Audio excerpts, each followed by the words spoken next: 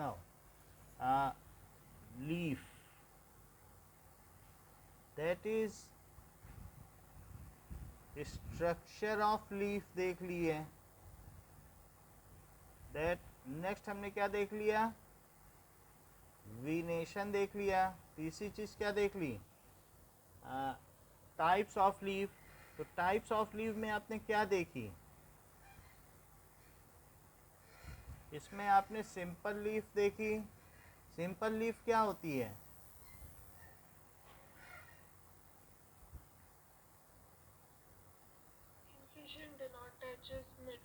Very good. और compound leaf, compound leaf के दो टाइप हैं। कंपाउंड लीफ में कौन कौन से दो टाइप हैं, एक पामेटली कंपाउंड और दूसरा होता है पिनेटली कंपाउंड। तो जो पामेटली कंपाउंड है उसका स्ट्रक्चर कैसा होता है,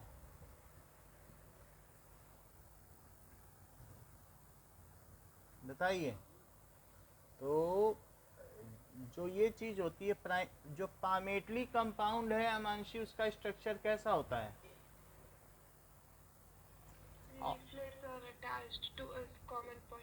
हाँ ये ठीक है। एंड मिड रिब जो होती है डिजेनरेट हो जाती है। और जबकि पिनेटली कंपाउंड में जो मिड रिब है उसको क्या नाम दे दिया जाता है, वेरी गुड। तो प्राइमरी, सेकेंडरी और तीसरा है टर्शियरी। ये जितनी कॉम्प्लेक्स होती जाए उतना इसका नाम बढ़ता चला जाता है। तो प्राइमरी, सेकेंडरी एंड टर्शियरी हो गया। अब हम देखेंगे फाइलोटैक्सी। फाइलोटैक्सी से आप क्या समझती हैं, do you know something about phyllotaxy. अब हम चौथी चीज देखने जा रहे हैं। सो फोर्थ है फाइलोटैक्सी, ओके। एंड फिफ्थ चीज क्या देखेंगे, दैट इज फिफ्थ होगा मॉडिफिकेशन ऑफ लीफ। मॉडिफिकेशन सबसे बाद में देखा जाता है। मॉडिफिकेशन की उसमें कभी ऐसा हो जाए जैसे ब्रायोफाइलम हो गया, कभी वेजिटेटिव प्रोपगेशन हो जाए, या और कुछ हो जाए जैसे स्टोरेज के लिए, तो वो सब हम इसमें देखेंगे। लीव्स अनियन में स्टोरेज के लिए हो गया, कहीं कहीं स्पाइनी हो जाती हैं तो प्रोटेक्शन के लिए हो जाती हैं, तो वो सारी चीज़ें हम इसमें देखेंगे। However now I am at phyllotaxy. तो हम अभी फाइलोटैक्सी देखने जा रहे हैं।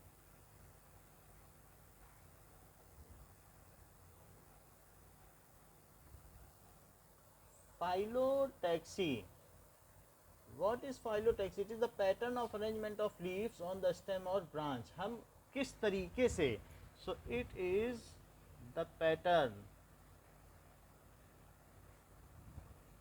of arrangement of leaves, ठीक है, on stem,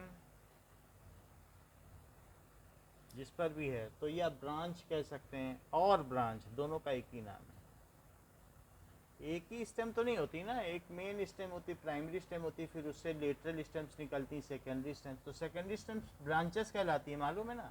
और सेकेंडरी से फिर और भी निकल सकती हैं परपेंडिकुलरली या लेटरल उससे, तो वो टर्शरी ब्रांचेस कहलाती हैं। तो किसी पेड़ में प्राइमरी, सेकेंडरी और टर्शरी स्टेम भी होते हैं। तो secondary and tertiary stems are known as branches. So phyllotaxy, that is pattern of arrangement of leaf on stems, ये तीन तरीके की हो सकती हैं। दैट इज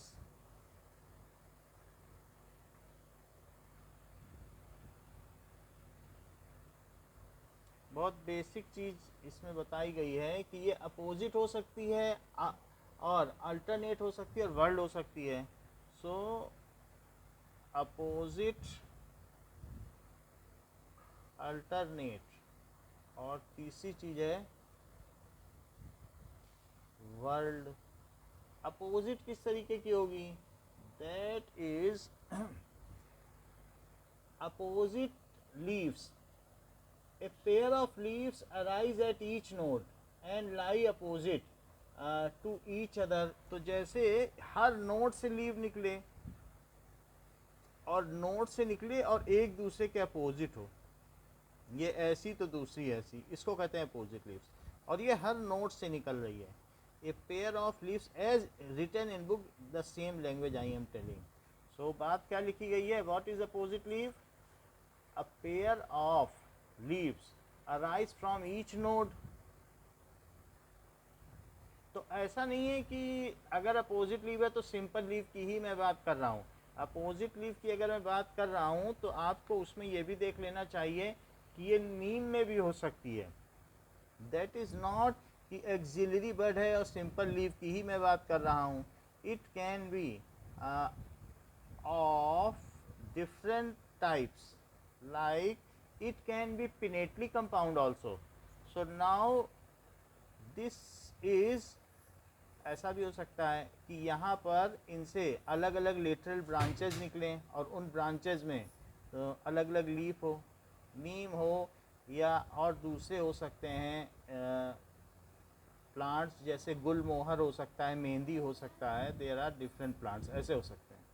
तो ये आपने देखा कि दूसरी ब्रांच यहाँ से निकल जाए तो ऐसा हो सकता है, और ये चीज़ हो सकती है। ठीक है, so now here we are seeing that we should not consider it that it is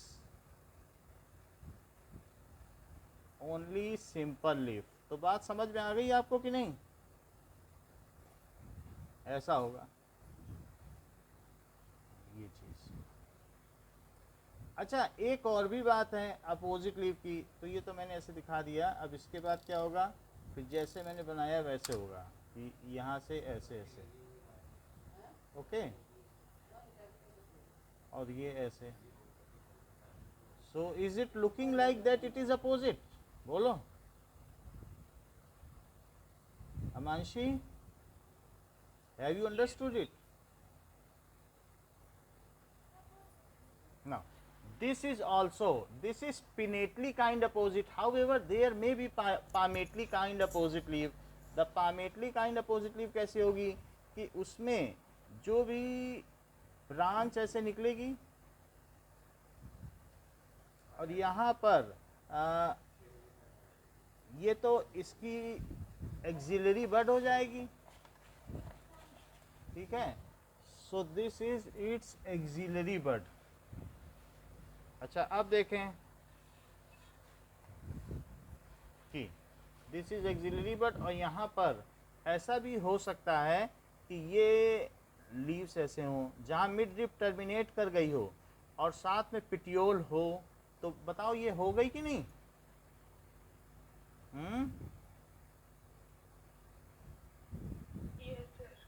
तो अब हमने तीन तरीके का आपको बता दिया। इट इज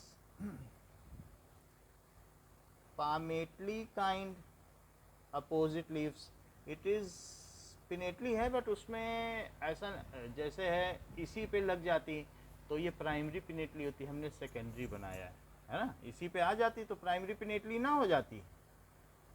ये ऐसे है और इसी में किस तरीके से होती, यहाँ से और यहाँ से और इस तरीके से ऐसे ऐसे होती हैं, ऐसे भी तो होती हैं कुछ में। तो ये I think such leaves exist in कोलोसम, जो मदार का होता है जिसमें से दूध निकलता है ना, तो उसमें ये चीज़ होती है। तो ये प्राइमरी हो गई, ये सेकेंडरी हो गई, but how ever it is pinnately kind,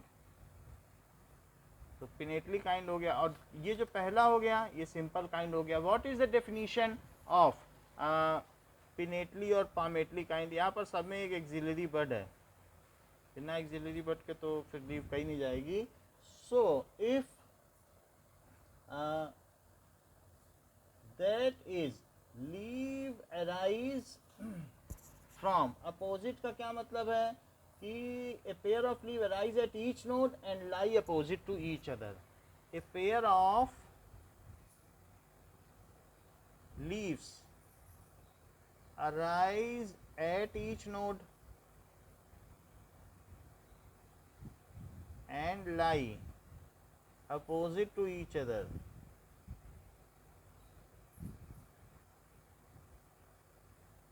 तो पहला तरीका आपने देख लिया. What does it mean by alternate leaves? A single leaf arise at each node. यहाँ पर था ये pair of leave arise at each node, और यहाँ पर क्या है? A single leaf arise at each node.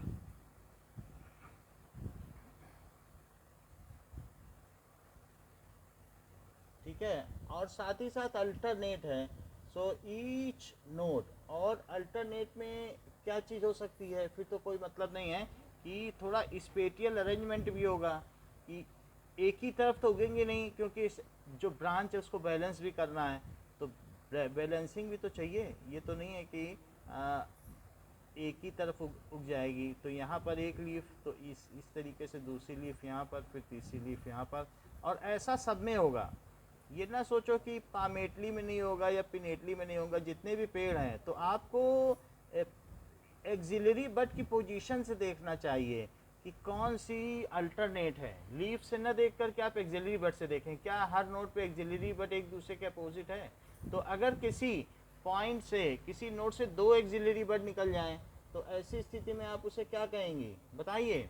तो आपके बुक में दिया भी हुआ है कि अगर मान लीजिए इस तरीके की सिचुएशन होती है, तो ये दिया है कि नहीं? तो ऐसी स्थिति में दो एक्सिलरी बर्ड होंगी और कहीं से एक ही निकलेगी, तो क्या कहेंगी? क्या वो सिंगल निकलेगी? Then it will be called alternate. Okay, midrib होगा, इसके अलावा पेटियोल होगा, दैट ये चीज़ होगी. Here we have, I have not shown petiole, but there will always be petiole. Petiole तो होगा ही ना, पेटियोल के बिना तो नहीं लीव हो सकती है. तो ये हमने ऐसे बना दिए. किसी किसी में जो पेटियोल है वो टर्मिनेट भी कर सकता है, ऐसी बात नहीं है, ऐसे भी केसेस हैं, but we should take a general case. तो ये पेटियोल के साथ लें. जब हम किसी डेफिनीशन को पढ़ते हैं तो जनरल से फिर पर्टिकुलर पर बढ़ना चाहिए. ये नहीं है कि पर्टिकुलर पे सीधा पहुंच जाए. ठीक है. अच्छा, अब अल्टरनेट लीव हो गई कि single leaf arise at each node. World leaves क्या हो सकती है? देखिए यहाँ पर कई लोग, कई बच्चे ऐसा करते हैं कि वर्ल्ड लीव में और साथ में पामेटली कंपाउंड में बहुत उनको कंफ्यूजन है. But we should know what is the whorled leave. In if more than two leaves arise at each node and forms a whorled. So इस तरीके की, इफ मोर देन two leaves arise at each node and forms a world. ये हमारे video में आपको मिल जाएगा कि कैसा है. अभी तो हमारे पास जो एक और फ़ोन है उसमें नेट नहीं है, इसलिए मैं नहीं दिखा पा रहा हूँ वर्ल्ड. सो अब आपको मैं यहाँ पर बना के दिखा सकता हूँ, बाकी आप नेट में देख लेना कि वर्ल्ड लीव कैसी होती हैं. देयर आर वेरियस केसेस कि किसी नोट पर बहुत सारी लीव ऐसी हों, तो ये वर्ल्ड लीव हो गई. बहुत सारी लीव हो ऐसे, और फिर दूसरे में बुक में बनी हुई है, देख लो. और अच्छा, एक और भी चीज़ है, वर्ल्ड लीव और पामेटली में क्या फ़र्क है बताओ? Each leaf has its own axillary bird. A number of axillary birds are there. समझ में आई बात कि नहीं? बोलो. सिंगल ये नहीं है कि यहाँ पे एक एक्सिलरी बर्ड होगी, जैसे हमने पीछे बना दिया था कि यहाँ पे होगी. तो यहाँ पर बहुत सारी होंगी. ऐसा भी हो सकता है कि जो मिड रिब है वो टर्मिनेट कर जाए और ये लीफ सीधा इसमें मिड रिब नहीं होती है, तो वो पिटियोल टर्मिनेट कर जाता है और सब इसी से अटैच होती हैं. ऐसे बहुत सारे प्लांट्स होते हैं. A number of axillary birds are there, buds, each one associated with single leaf with one leaf. तो ऐसा हो जाएगा. तो बुक में देख रही हैं आप इस तरीके का एग्जाम्पल? तो इसमें मैं 2 वर्ड तो बना सकता हूँ, लेकिन 2 के अलावा तो फिर ज़्यादा नहीं बना सकते ना, इसमें फिर इधर उधर हो जाएगा। तो इट इज़ वर्ड लीफ। तो फ़र्क समझ में आ गया। इसमें पामेटली में सिंगल वर्ड होती है, बहुत सारी लीफ होती हैं, और साथ में इसमें पिटियोल एग्जिस्ट करता है। ये तो पिटियोल है ना, पिटियोल एग्जिस्ट और मिड रिप टर्मिनेट डीजनरेट, बोलो। और इसमें क्या होगा कि इसमें mid rib exist, how ever petiole degenerate, है कि नहीं?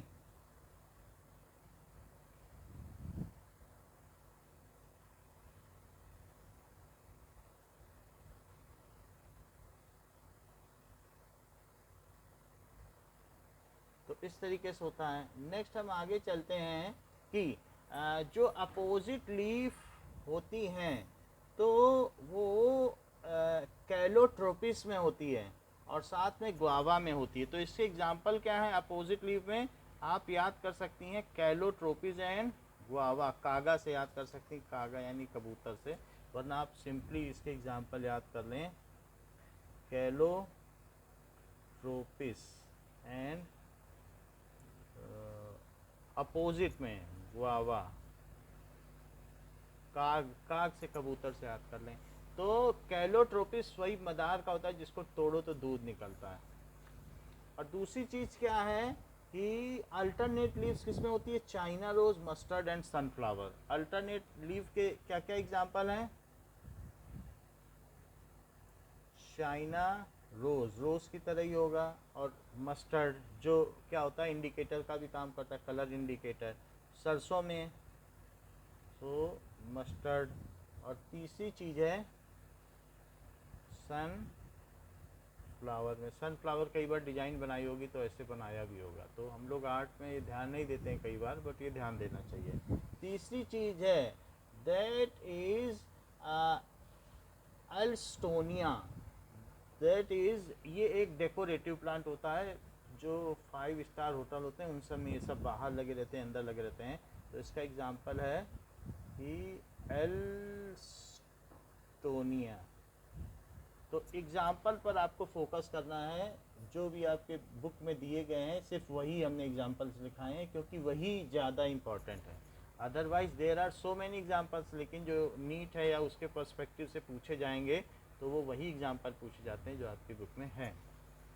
ओके, तो आपने देख लिया फाइलोटैक्सी क्या है। It is the arrangement of, ठीक है, ये किसका अरेंजमेंट है? This is the arrangement of leaf with respect to stem. तो स्टेम से के हिसाब से उसका अरेंजमेंट हमने दिखाया। Okay, now next is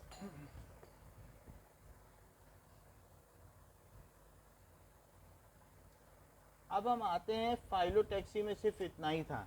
phyllotaxy के बाद आते हैं फिफ्थ पॉइंट, कौन सा है? मॉडिफिकेशन। पहले स्ट्रक्चर देखा, विनेशन देखा, फिर उसके बाद हमने ये भी देख लिया कि टाइप्स ऑफ लीव कौन सी है, सिंपल लीव्स हैं, कंपाउंड लीव्स हैं, वो सब देखा। फिर इसके भी बाद अभी अभी हमने क्या देखा? फाइलोटैक्सी देखा कि उनका जो है फिल्म का मतलब होता है लीफ, और टैक्सी, टैक्सोनॉमी का मतलब अरेंजमेंट होता है क्या? बोलो। फाइलोटैक्सी। तो फिल्म जानते हो, ब्रायोफिल्म, ठीक है। तो जो कभी भी फाइलम है दैट इज लीव्स, और टैक्सोनॉमी का मतलब क्या होता है? टैक्सस या टैक्सा, अरेंजमेंट। तो लीव का जो अरेंजमेंट होगा उसको हम क्या कहेंगे?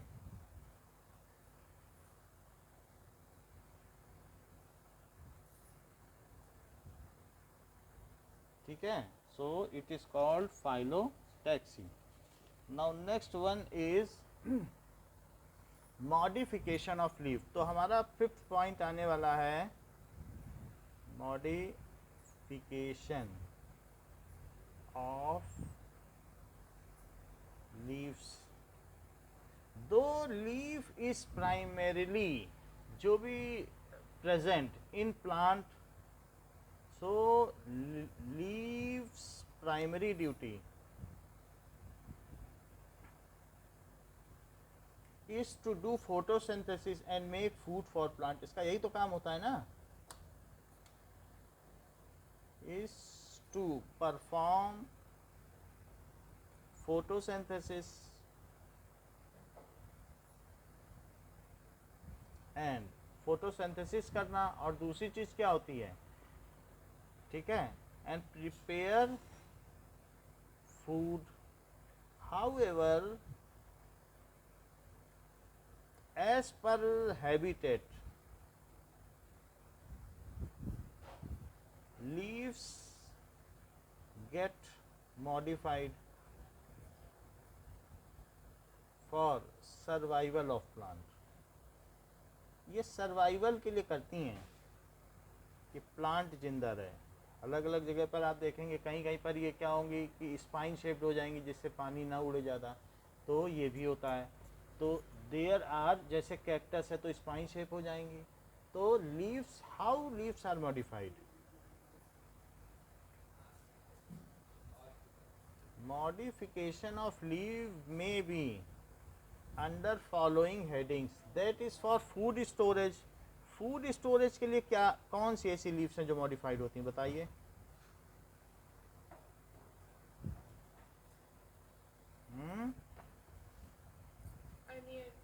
एंड हाँ, एंड नेक्स्ट वन इज, कई बार ऐसा भी होता है कि इंसेक्ट कैप्चर कर लेती हैं। इंसेक्ट कैप्चर, जैसे वीनस फ्लाई ट्रैप हो जाता है, ठीक है, और कहीं कहीं क्या हो जाती है, सुराही जैसी होती हैं, तो अलग अलग तरीके से इंसेक्ट को कैप्चर करती हैं। तो कैप्चर। अब देखिए, फूड स्टोरेज का मतलब क्या है कि in certain cases various note get compact. ऐसा हम पहले भी देख चुके हैं ना फूड स्टोरेज में, कि अगर नोट सब एक दूसरे के ऊपर लाई कर जाएं, सारे नोट, ये देखा था कि नहीं, तो उसकी जो लीव्स होंगी वो क्या होंगी, लीव्स आपस में कॉम्पैक्ट हो जाएंगी, और फिर बाद में क्या हो जाए भाई, बीच से अगर आप किसी भी चीज़ को बीच से दबा दो, तो दबा दोगी तो लीफ अंदर नहीं मुड़ जाएंगी। सारे नोट को कंपैक्ट कर दो, इंटर नोट को गायब ही कर दो, अब यहाँ से दबाते चले जाओ तो लीफ पास होके अंदर नहीं घूमने लग जाएंगी, बताओ। तो ये चीज़ है, और ऐसा हमने देखा है, ये जो बल्ब्स होते हैं दैट इज़ बल्बियोनिक, तो ये है। और यहीं पर इसमें देखिए कि जो रूट्स हैं वो भी स्टेम से कम आउट होते हैं, तो अनियन सभी का एग्जाम्पल है, रूट के मॉडिफिकेशन का भी है, स्टेम के मॉडिफिकेशन का भी है कि ये बेसल हो जाता है। और तीसरी चीज़ क्या है, ये लीव्स हैं। So leaves are modified for storage of protein. यहाँ प्रोटीन ही करती है, क्योंकि खाने की चीज़ नहीं है, प्याज से पेट नहीं भरा जा सकता, और इसका टेस्ट, कार्बोहाइड्रेट का टेस्ट तो सबको मालूम होता है कि वो उसमें ग्लूको होता है, यानी स्वीट होता है, तो ये अनियन में वो चीज़ नहीं है। So there is some portion of some part is carbohydrate, otherwise primarily इसमें सल्फर होगा और प्रोटीन होगा। सल्फर का ये सोर्स माना जाता है। सो अनियन हो गया, गार्लिक हो गया। तो पहली चीज़ हमने देखी कि if leaf is modified for storage, इसमें ज़्यादा लिखाने का नहीं है, तो इसलिए leaf is modified for storage of food, कुछ भी हो सकता है। Leaf is modified for storage of food, food कुछ भी हो सकता है, कार्बोहाइड्रेट भी हो सकता है, प्रोटीन हो सकता है, प्राइमरीली इसके लिए।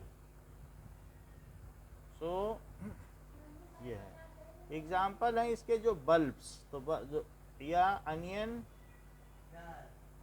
एंड गार्लिक, ये। Now next is leaf is modified to give support to plant in case there are weaker stems. So if stem is weak, then leaf is modified to give support to plant. as tendril, tendril, that is Vallari इसको कहते हैं या आरोही। Tendril को ये कहते हैं कि जो चढ़ते हैं प्लांट किसी पे, चढ़ें तो आरोही, किसी किसी का नाम भी होता है। अब देखो जैसे इन दोनों में फ़र्क देखना कि यहाँ पर भी हमें थोड़ा सा कंफ्यूजन हो जाता है कि जैसे लीफ है और इसका ये एक्सिलरी बड है, तो यही एक्सिलरी बड अगर मॉडिफाई हो जाए टेंड्रिल के लिए तो ये स्टेम मॉडिफिकेशन है, ये लीफ का मॉडिफिकेशन नहीं है। तो इट इज़, क्योंकि एक्सिलरी बड है यहाँ पे मॉडिफाइड है, एक्सिलरी बड मॉडिफाइड एज टेंड्रिल, तो इसको कहेंगे स्टेम मॉडिफिकेशन। और दूसरी चीज़ क्या है कि ऐसा भी हो सकता है कि कहीं कहीं ये इस तरीके से पिट्यूल निकला है और यहाँ पर तो एक लीफ निकली है, लेकिन जो लीफ की पोजीशन है, ठीक है, वैसे तो मैं ये पिनेटली कंपाउंड ही बना रहा हूँ, लेकिन जो दूसरी लीफ की पोजीशन, ये एक्सिलरी बड अपनी जगह रहे और ये अगर मॉडिफाइड हो जाए तो बताओ यहाँ लीफ निकलने वाली थी कि नहीं, अलॉन्ग विद मिड रिब और ये सब, ये पोजीशन किसकी है, तो ये पिट्यूल है, ये रैशेज हैं, है बात कि नहीं। और फिर इसमें रैशेज भी कभी कभी आगे मॉडिफाइड हो जाए तो ये किसका मॉडिफिकेशन है, तो इसके आगे का हिस्सा, पिट्यूल के आगे का हिस्सा सब लीफ का है, यहाँ से कुछ मॉडिफिकेशन होगा, तो चाहे वो रैशेज का मॉडिफिकेशन हो या फिर उसके अंदर ये एक तरीके से मिड रिब भी ख़त्म हो गई है, तो ये लीफ मॉडिफिकेशन है। सो लीफ मॉडिफिकेशन आपको ये पहचानना पड़ेगा कि वो एक्सिलरी बड से मॉडिफाइड है या मिड रिब या और किसी पोजीशन से मॉडिफाइड है। अगर पिट्यूल का भी मॉडिफिकेशन होता है और ये एक्सिलरी बड यहाँ छूट जाती है तो भी लीफ का ही मॉडिफिकेशन कहा जाएगा, इसके आगे का सब हिस्सा लीफ का है, तो लीफ मॉडिफिकेशन एज टेंड्रिल। बात समझ में आ गई, फर्क बताओ। तो ऐसा किस में होता है, जैसे पी प्लांट में होता है, तो पी प्लांट में देखो किस तरीके का मॉडिफिकेशन होता है कि ये पी प्लांट में कहीं कहीं पर ऐसे ही इसी तरीके का लीफ मॉडिफिकेशन है, लीफ निकलती है और लीफ आगे ये ज़्यादा न बढ़ के ऐसे मॉडिफाई हो जाती है, ऐसा भी होता है। तो कई तरीके से होते हैं मॉडिफिकेशन। इसका मैं एग्जांपल बता दूं जो आपकी बुक में दिया गया है, दैट इज़ पी प्लांट। तो पहले का एग्जांपल तो दो गार्लिक दिखा दिया, ठीक है, और ये चीज़, इसकी जो लीव्स हैं वो कैसी होंगी, क्या फ्लैशी होंगी, है ना, मोटी होती हैं, पैडी, तो इस तरीके से होंगी। अच्छा, टेंड्रिल का एग्जांपल क्या बताया गया, इसका एग्जांपल है पी, तो पी में हो जाएगा टेंड्रिल। तीसरी चीज़ क्या है कि spine. So third is spine. Spine का मतलब क्या है, ये हम लोगों ने स्टेम मॉडिफिकेशन में देख लिया है कि ऐसे ऐसे स्टेम तो बहुत फूल जाते हैं और फूलने के बाद ये उनमें से ब्रांचेज निकलेंगी, ब्रांचेज इस तरीके से निकलेंगी। अच्छा, स्टेम में भी जो ब्रांचेज निकलती हैं वो एक्सिलरी बड से ही निकलती हैं। एक्सिलरी बड को वो चाहे ब्रांच बना ले, चाहे तो वो फ्लावर का कुछ फ्लोरेसेंस बना ले, कुछ भी कर सकता है, वो सारी जिम्मेदारी एक्सिलरी बड की कि वो आखिर करना क्या चाहता है, वो नया प्लांट भी बना सकता है। तो नोड से अगर दूसरी ब्रांच निकल रही है तो एक्सिलरी बड से ही वो निकलेगी। समझ में आई बात आपको। तो अब यहाँ पर इसमें जो लीफ हैं वो कैसी मॉडिफाइड हैं, ऐसे मॉडिफाइड हैं, ठीक है। तो अब ये लीफ का जो मॉडिफिकेशन है तो बुक में देखते हैं कि स्पाइन के तौर पर है। So that is for defence, so leaves are modified as spines, leaves are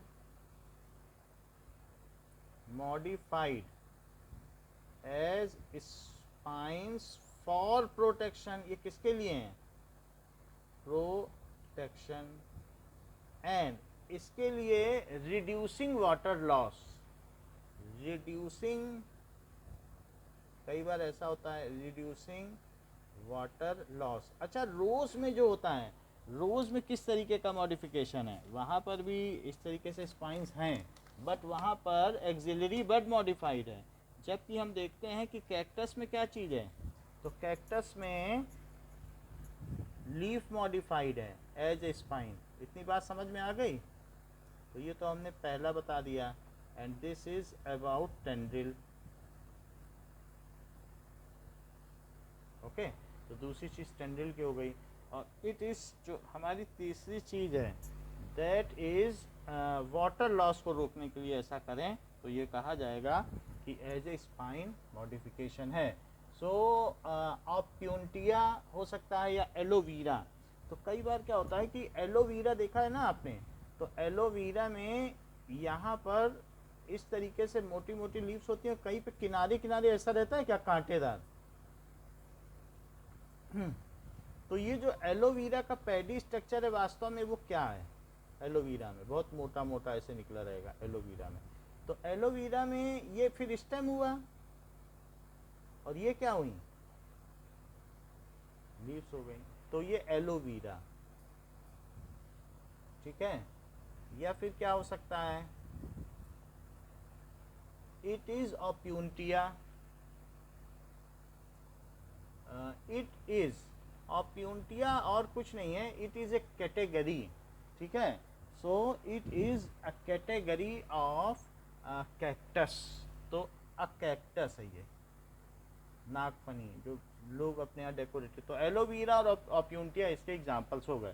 so हमने थर्ड कैटेगरी क्या देख ली, दैट इज, जो थर्ड कैटेगरी देखी स्पाइन है, स्पाइनस हो जाते हैं, पानी के लॉस के लिए हो सकते हैं, ठीक है। तो आप अपनी बुक में देख लीजिए, तो बुक में आपको पता चल जाएगा कि लीव्स मॉडिफाइड इनटू स्पाइंस, ऐसा दिखाया गया हो तो उसको आप देख लें। लीव्स टेंडिल के तौर पर हैं, ये है, स्पाइंस हैं, तो यहाँ पर क्या है, लीव्स मॉडिफाइड इनटू स्पाइंस, कहीं कहीं से स्पाइंस निकली हैं। ये तो पूरा स्टेम है, बाकी लीव है, जहाँ लीव है वहीं नोट समझो। ओके, ये बात हो गई। आगे देखो, नेक्स्ट इज इंसेक्ट कैप्चर। तो इंसेक्ट कैप्चर के लिए क्या होता है, पिचर प्लांट देखा है जो घड़े जैसा होता है, ओके। सो और या वीनस फ्लाई ट्रैप, दो तरीके के प्लांट होते हैं। कौन कौन से, कि in case the ground is deprived of nitrogen, plant ऐसी जगह उठा है, मतलब है जहाँ पर नाइट्रोजन नहीं है, तो क्या करेगा, इन केस। सो हम अब चौथी चीज देख रहे हैं, insect capture, insectivorous plants, insectivorous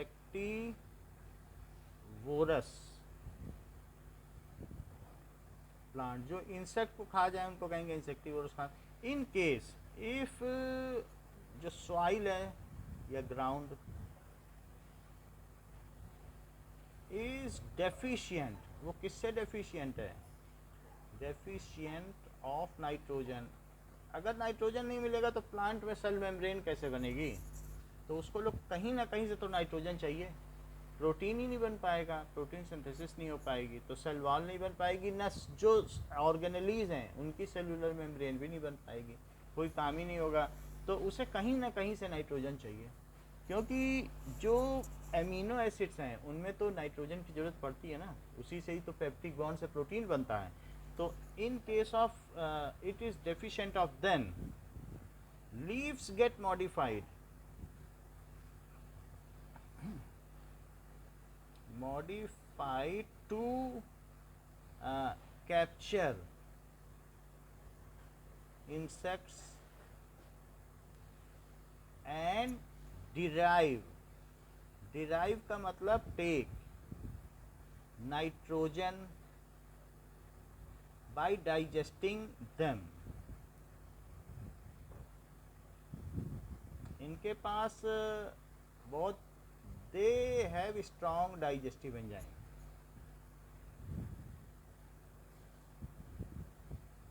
digestive enzymes हो सकते हैं। तो for example Venus fly trap. तो इनमें सेंसर्स होते हैं कि किसी भी लीफ में क्या होता है कि इस तरीके से अरेंजमेंट होता है लीफ का कि जब ये खुली हुई होती है, ठीक है, तो ओपन कंडीशन में, तो दीज ये ओपन कंडीशन है, और ओपन कंडीशन में इसमें इस तरीके से कांटे निकले रहते हैं, जैसे कॉम्ब नहीं होता है, वो हेयर क्लच नहीं होता है, एक दूसरे में कैसे फंस जाता है बताओ, हेयर बैंड देखा है, ऐसे नहीं फंस जाता है क्लच। यानी अगर एक दब गए, वो प्लांट दब गए इसके अंदर ना, तो फिर वो बाहर नहीं निकल सकते हैं, इस तरीके से होता है, ये ऐसी बात हो जाती है। तो उसी तरीके का क्लच एक एटिमोलॉजी है, ये एक तरीके का वर्ड है, तो ये कहा जा सकता है कि clutch like structure. So leaves have, तो इसमें क्या चीज़ है, लीव्स का मॉडिफिकेशन किस तरीके से है कि leaves have clutch like structure, clutch like spiny structure, और एट इट्स मार्जिन, इसका मतलब है कि पूरी लीफ नहीं है सिर्फ स्पाइनी, नहीं तो स्पाइनस बोलते हैं, ये स्टेम है, ये पूरी लीफ है, तो मार्जिन पर ऐसा स्ट्रक्चर आ गया है। तो इस तरीके से this is such a modification. और अगर ये बंद हो जाए तो बंद होने पे क्या होगा कि सम ऑफ दीज गेट क्लोज्ड, तो जब ये क्लोज्ड होगा तो एक दूसरे में ये क्लच ऐसे ऐसे हो जाएंगे, जैसा फिगर में दिखाया गया होगा। तो अगर इसमें कोई मच्छर या कुछ भी बैठेगा तो क्या होगा कि इसमें सेंसर्स लगे हैं इसके पैड में, तो सेंसर्स की वजह से क्या होगा कि जैसे ही इसमें आएगा वो सेंसर्स की वजह से ये बंद हो जाएगा, और बंद होने पर वो डाइजेस्ट करेगा, जैसे ही डाइजेस्ट कर लेगा तो फिर खुल जाएगा, वो सिंपली गिर जाएगा। And in certain cases these are having such a modification कि वो पिक्चर जैसा हो जाता है, कि ऐसा आप देखेंगे कि इस तरीके का स्ट्रक्चर हो जाएगा पिक्चर जैसा, और इसमें सैप भरा होगा, जूस भरा होगा, और इसके ऊपर एक कवर होगा कि बाहर निकल ना पाए, निकलने की तो बात नहीं है अगर अंदर, और it is so aromatic, aromatic and nutritious juice SAP. इसको पीने के लिए बहुत सारे फ्लाई आएंगे, लेकिन जो वो आएंगे तो वो इसके अंदर चले जाएंगे, फिर नहीं निकल पाएंगे, ये ढक्कन बंद हो जाएगा। तो इस तरीके से भी इनका मॉडिफिकेशन होता है।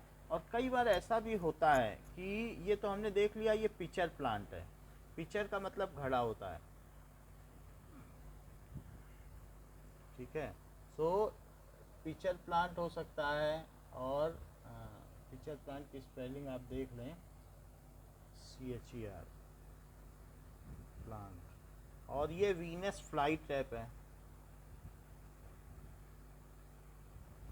कई बार ऐसे कई मिथ हैं या कुछ ऐसी स्टोरीज होती हैं जिसमें हम देखते हैं कि आदमी को वीनस फ्लाई ट्रैप ने खा लिया है, लेकिन जो अमेजन के फॉरेस्ट हैं वहाँ काफ़ी बड़े बड़े जानवर को खा लेते हैं, दीज आर वेरी बिग, तो छोटे भी होते हैं और कई बड़े भी होते हैं। कई में ऐसा भी हो सकता है कि ये इस तरीके से ये मॉडिफिकेशन है, तो मॉडिफिकेशन इस तरीके से है कि यहाँ पर ये वे देता है किसी इंसेक्ट को जाने के लिए, और जब इंसेक्ट अंदर चला जाता है बिल्कुल ट्रांसपेरेंट है, तो वो अंदर जाने के बाद इंसेक्ट यहाँ से अंदर तो चला जाएगा, फिर उसे वो ऊपर उड़ने लगेगा और सोचेगा कि यहीं रोशनी है, क्योंकि ये ट्रांसपेरेंट है, वो उस रास्ते पे जाएगा नहीं, वो भूल भुलैया बना हुआ है, और अंदर जाएगा और यहीं पर डाइजेस्ट होता जाएगा धीरे धीरे, इसी का पार्ट बन जाएगा। तो ये ट्रांसपेरेंट लीफ है। ऐसे केस में भी हम देखते हैं कि such is the case, leaf modification हो सकता है। और किसी किसी में तो ये इतनी तेजी से अगर प्लांट इसके पास आ गया तो सक कर लेता है, उसको खींच लेता है, और इट इज़ इलेक्ट्रीफाइंग। तो you can see all the diagrams and everything in the video. अभी हमने देख लिया कि लीफ का किस तरीके का मॉडिफिकेशन होता है, और इसके एग्जांपल्स भी देख लिए कि दे इट इज़। सो इसमें क्या होता है, the petioles expand become green and synthesise food. तो ये अलग अलग तरीके से है कि कहीं ना कुछ मॉडिफिकेशन है, ठीक है। इससे ज़्यादा आपको नहीं जानना है इसके बारे में। नाउ अब हमारा एक हो गया, क्या चीज़ हमने देख ली, रूट देख लिया, स्टेम देख लिया, और अब क्या देख लिया, लीफ देख लिया। तीन चीज़ें देख ली हैं, यही तीन चीज़ तो देखिए ना। अब हम क्या देखेंगे, दैट इज फ्लावर। तो फ्लावर अब देखेंगे, जो फोर्थ ऑर्गन है, ठीक है, organ of plant, organ of plant, ये चीज़ हो गई। तो इसमें फ्लावर में हम क्या देखेंगे, फ्लावर में देखेंगे कि उसका इनफ्लोरेसेंस, इनफ्लोरेसेंस, और दूसरी चीज़ क्या देखेंगे कि इनफ्लोरेसेंस, सेकेंड चीज़ उसका स्ट्रक्चर देखेंगे, और तीसरी चीज़ क्या देखेंगे, इनफ्लोरेसेंस, स्ट्रक्चर, और दूसरा कि अरेंजमेंट। अरेंजमेंट का मतलब है उसके पार्ट्स क्या होते हैं, पार्ट्स ऑफ फ्लावर, ये देखेंगे। अच्छा, अब इसमें तीन चीज़ें आ गई हैं, तो एक एक करके हम देखें कि इनफ्लोरेसेंस का मतलब क्या होता है। सो इनफ्लोरेसेंस का मतलब है कि how flower is arranged on arrangement of flower,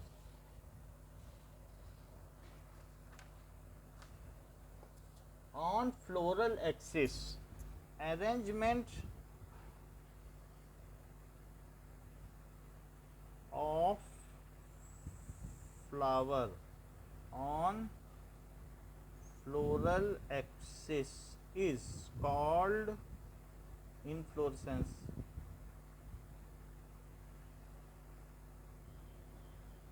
अच्छा, अब हम आगे देखें कि इनफ्लोरेसेंस में दैट इज वो कैसे अरेंज्ड हैं। कई बार क्या होता है कि अरेंजमेंट जिस तरीके से अरेंज है, तो फ्लावर भी कहीं ना कहीं लगे रहते हैं। जैसे हमने नहीं कहा कि लीफ है, तो लीफ अरेंज रहती है, तो वो उसको रैशेस कह देते हैं।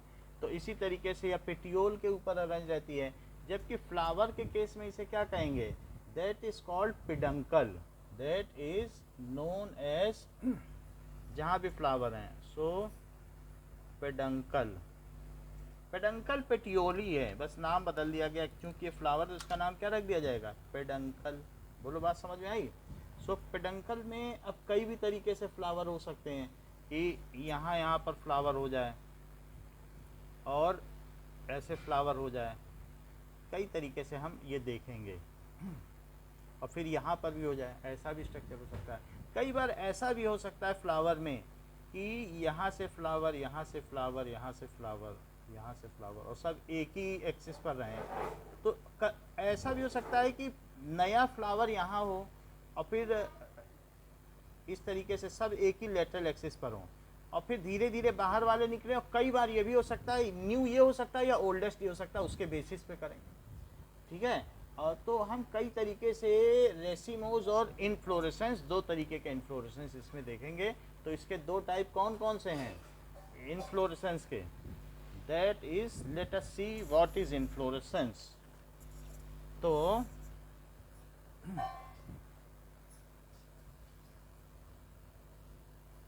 नाउ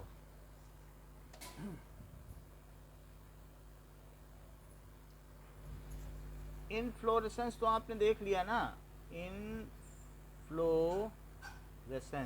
अरेंजमेंट ऑफ फ्लावर्स, ठीक है, अराउंड पिडंकल, पिडंकल भी कह सकती हो, या मेन एक्सिस, कुछ भी हो सकता है। तो अरेंजमेंट ऑफ फ्लावर जैसा बुक में दिया है, तो on floral axis is called inflorescence, arrangement of flower on floral axis is called inflorescence. इतनी बात समझ में आई कि फ्लोरल एक्सिस को पिडंकल कहा जाता है। बोलो, अब देखो कि अब इनफ्लोरेसेंस दो तरीके का हो सकता है। इनफ्लोरेसेंस में B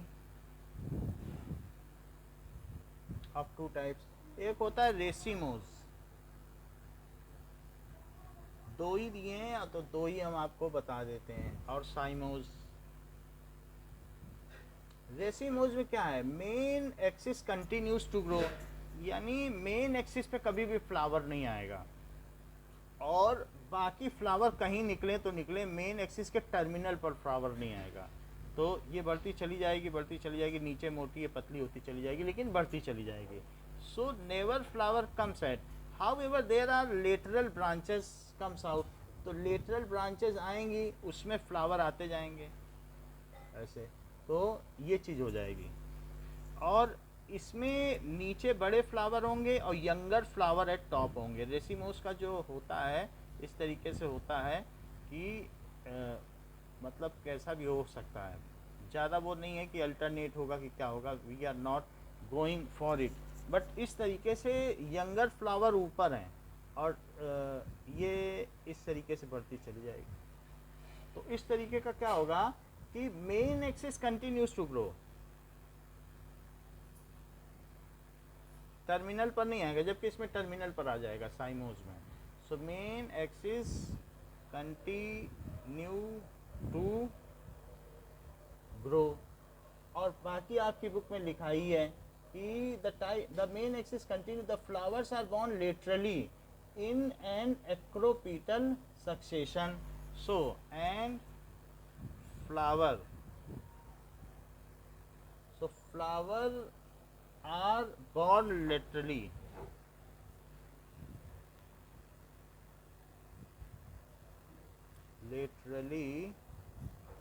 in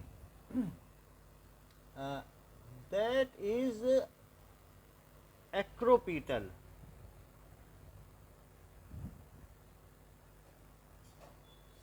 succession। So that is यहाँ पर एक्रोपीटल, ए तो यहाँ पर नॉट के लिए है एक्रोपीटल, और क्रोपीटल का मीनिंग आपको देखना पड़ेगा। आपके पास नेट है, बताओ जरा देखो उसमें, दूसरा फोन है क्या, देख के बताओ। और ये स्टेम हो गई,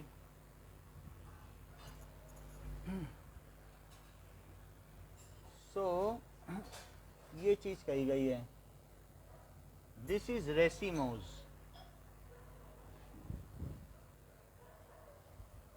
और बाकी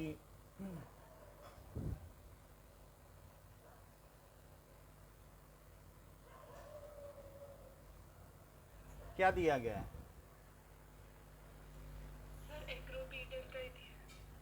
एक्रोपीटियल का मतलब तो बताओ ना। ग्रोथ और डेवलपमेंट, बस यही दिया है। सक्सेशन है, कोई पैटर्न तो होगा ना सक्सेशन। एक्रो, ओके ओके समझ में आ गया। तो एक्रोपीटल का मतलब है कि यानी ये ए बनाता है एक्रोपीटल। ए का मतलब क्या हुआ, ए का मतलब नॉट नहीं है, ए का मतलब है कि जो इस पेटल तो बोला ही जा रहा है, क्या यहाँ पे ए बन रहा है, ए लेटर का मतलब क्या होता है,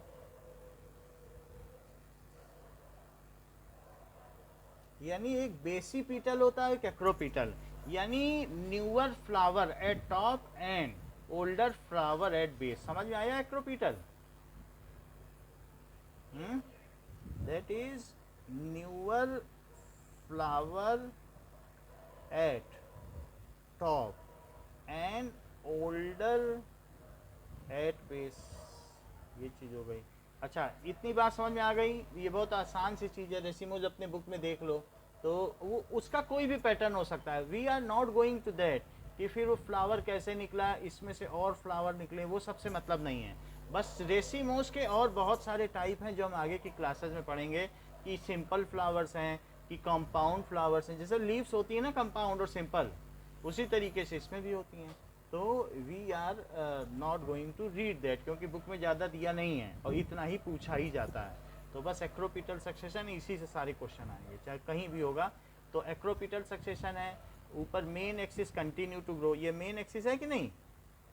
सो मेन एक्सिस, और क्या लिख सकती हो कि कि never continue to grow and on terminal of main axis no flower is, वहाँ से कोई भी फॉर्म्ड नहीं होगा।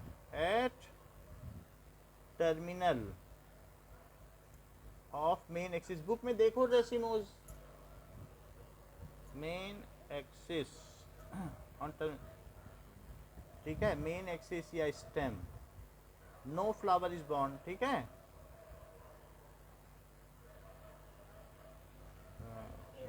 डेवलप्ड। अब हम दूसरी चीज़ देखते हैं। अब इसका कोई एग्जाम्पल तो रेसिमोस का नहीं दिया है, अदरवाइज आगे मिलेगा तो आप देख लेना। Into a flower. अब आगे देखेंगे कि साइमोस क्या होता है। Main axis terminates into a flower. In this case क्या होगा कि जो मेन एक्सिस है उससे main axis terminates into a flower. तो अगर अब साइमोज नीचे दिया हुआ है तो साइमोज में क्या होगा कि ये मेन एक्सिस है, मेन एक्सिस में जब यहाँ फ्लावर आ गया तो फ्लावर आने के बाद फिर यहाँ से फ्लावर आ गए। अब फ्लावर आने के बाद क्या होगा कि ये ओल्डेस्ट फ्लावर है, क्योंकि सबसे पहले यहाँ आ गया तो ग्रोथ स्टॉप हो गई क्या, बताओ प्लांट की। अब तो नहीं ऊंचा उठेगा ना, अब थोड़ी ना ग्रो करेगा, तो ग्रोथ स्टॉप्स। और फिर इसके बाद यहाँ फ्लावर आएंगे, तो यानी जो बाद के फ्लावर है वो कहाँ मतलब जो नए फ्लावर है वो कहाँ निकलने, क्या नीचे, ये न्यू है ना, तो इसको कहेंगे न्यूअर फ्लावर। अगर बेस में है तो उसको कहेंगे बेसी पीटल। सो बेसी पीटल सक्सेशन है, बेसी पीटल सक्सेशन। इसमें क्या होगा कि ग्रोथ टर्मिनेट हो जाती है और newer flower at, newer flower कहाँ पे हैं, at base, older at apex. और ओल्डर कहाँ पर है, सो ओल्डेस्ट एट एपेक्स। इतनी बात हो गया। तो main axis terminates in flower and hence it is limited to growth. Flowers are born in basipetal order. ये वर्ड तो लिखा हुआ है ना बुक में, बेसिपिटल ऑर्डर। समझ में आ गई बात कि नहीं। तो इतना ही आपको पढ़ना है साइमोस, साइमोस का, और इन दोनों का एग्जाम्पल नहीं दिया है। हाउएवर अगर हमें मिलता है then that I will let you know. Okay, तो हमने क्या देख लिया, फ्लावर का इन्फ्लोरेसेंस देख लिया, रेसिमोज और साइमोज, बोलो ठीक है। और इसके अलावा भी बहुत कुछ होते हैं। अरेंजमेंट इसका किस तरीके से हो सकता है कि मान लो यहाँ पर एक फ्लावर आ गया और फिर यहाँ से अगर ऐसे भी होते हैं तो इस तरीके से होगा, यहाँ फ्लावर निकलेगा। फिर भी ये जो निकलेगा ये छोटे होंगे और ये सबसे बड़ा होगा, फिर उससे छोटा, फिर उससे छोटा, फिर जो ये निकलेगा वो और छोटा। तो हमेशा जो पीछे की भी बात हमने बताई थी, यही आपका ये जो फ्लावर होगा यही ओल्डेस्ट होगा। ये कैसा होगा और ये कैसा होगा, यंगेस्ट। और कोई रास्ता नहीं है। समझ में आई बात। ऐसा लेटरल भी हो सकते हैं, या फिर आपकी बुक में देखो तो कुछ भी हो सकते हैं। उसके आगे के बड़े तरीके हैं, तरीके कम नहीं हैं, बट वो हमारे आगे के कोर्स के लिए हैं, अभी के लिए नहीं है। अभी हमें साइमोज और रेसिमोज ही पता करना है। नेक्स्ट क्या चीज़ होती है, पहला हमने देखा फ्लोरेसेंस, इनफ्लोरेसेंस, और दूसरी चीज़ क्या है, structure. So next is structure. आपकी क्लास कितने बजे है,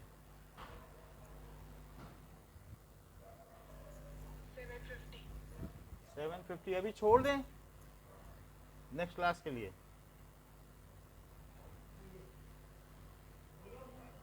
हाँ अभी छोड़ दें क्योंकि 10 मिनट आपको भी चाहिए नाश्ता पाने के लिए। Okay, thank you.